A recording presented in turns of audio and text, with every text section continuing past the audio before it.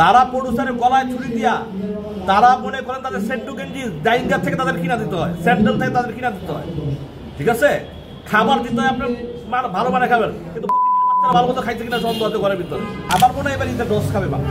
আমার ছবি যে বলবো যে আমার ছবি যে সুপার হিট হচ্ছে বা চলে না, বাট আমার ছবিতে চালানো হচ্ছে। ঈদে এই ছবিগুলো আসতেছে, এই ছবিগুলো তো আমরা টিজার অনেক কিছু দেখছি, ওই আমরা ঘুরে ঘুরে পুরোনো জিনিসই পাই। হ্যাঁ, ওই নতুন নতুন কিন্তু আমরা কিছু এবার দেখি নাই। তো সবচেয়ে বড় কথা কি যে ঈদের ছবিগুলো হয়, যে ছবি টিজার দেখছি আপনারা মিলিয়ে দেখবেন কোনো না কোনো ছবির নকলের। আমি এই যারা আমি তো যতটুকু খবর পাইছি আর আমার কাছে যতটুকু নিউজ আছে, এগুলা নকল ছবি। এগুলা আপনার রিলিজের পরে আপনারা দেখতে পারবেন, আপনারা নিজেরাই বলবেন যে ছবিতে আমরা এটা দেখছি ওইটা দেখছি। হ্যাঁ, নকল ছবি অ্যাকচুয়ালি বাংলাদেশের মানুষ কত দেখবে আমি জানি না। আমার মনে হয় এবার ঈদের ডোজ খাবে মানুষ। আপনি বলেন নকল ছবি, এই যে চলচ্চিত্রে একটা সংকটকাল চলছে সিনেমা হলগুলোতে, এই সিনেমাগুলো দিয়ে কোনোভাবে আপনি মনে করেন কি কোনো আশাবাদী কিনা? এর আগে তো বলছিল না যে সুপার ডুপার হিট হচ্ছে অনেক ছবি, তখন তো হল ছিল কত 70টার মতো ছিল না? এই সুপার ডুপার হিট ছবি হলে হ্যাঁ ওই প্রডিউসাররা কেন ছবি আর বানায় না, এবং কেন হলে মানুষ হলগুলা কেন কমলো? আমার প্রশ্ন একটা জায়গা, আমার ছবি যদি সুপার হিট হয় তো আমি অবশ্যই একটা ছবি বানাবো না? এটা কিন্তু আমরা ছোট থেকে দেখে আসছি, অনেক বড় বড় প্রোডাকশনে দেখে আসছি যে এই হিরো কাজ করছে, এই হিরোর ছবিটা সুপার হিট হয়েছে, আমরা তাকে নিয়ে আবার ঝাঁপায় পড়তেছি আরেকটা ছবি নিয়ে।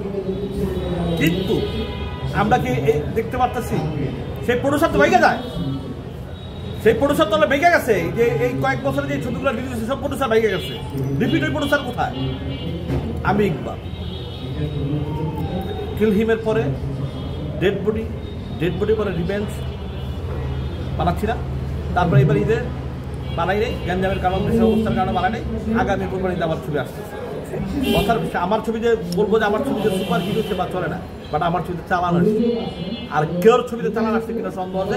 পরে আমাদের সাথে তারা কিন্তু আফসোস করে, হয়তো ক্যামেরার পিছনে না, ক্যামেরার সামনে না। যে শুধু একজন প্রযোজকের না পরিচালক, আপনার এই যে দায়, এই ব্যর্থতার দায় কি আপনাদের কি নাই? কেন আমাদের থাকে এগুলা এখন আর্টিস্ট, যে কিছু আর্টিস্ট আছে, যে আর্টিস্টগুলাকে আমরা কিছু লোক তাদেরকে রেমোশন এমনভাবে উঠাই দিচ্ছি যাতে তাদের পেমেন্ট।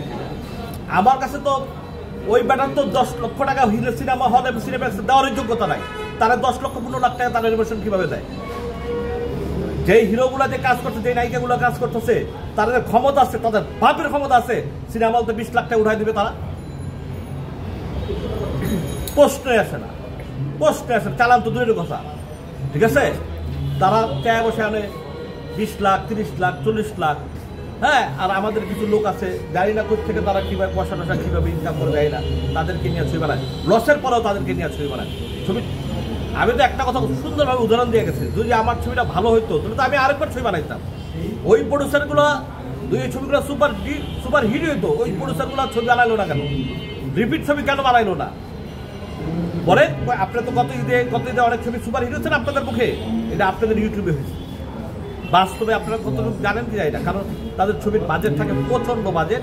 সেই বাজেট আসতে হলে 1 বছর 2 বছর সিনেমা হলে সিনেপ্লেক্সে সুপার টুপার হাউসফুল থাকতে হবে, একটা সিট খালি থাকতে পারবে না, তাহলে সর্বোচ্চ 3 কোটি টাকা পাবে 1 বছর যদি সুপার হিট হয় একটা প্রডিউসার।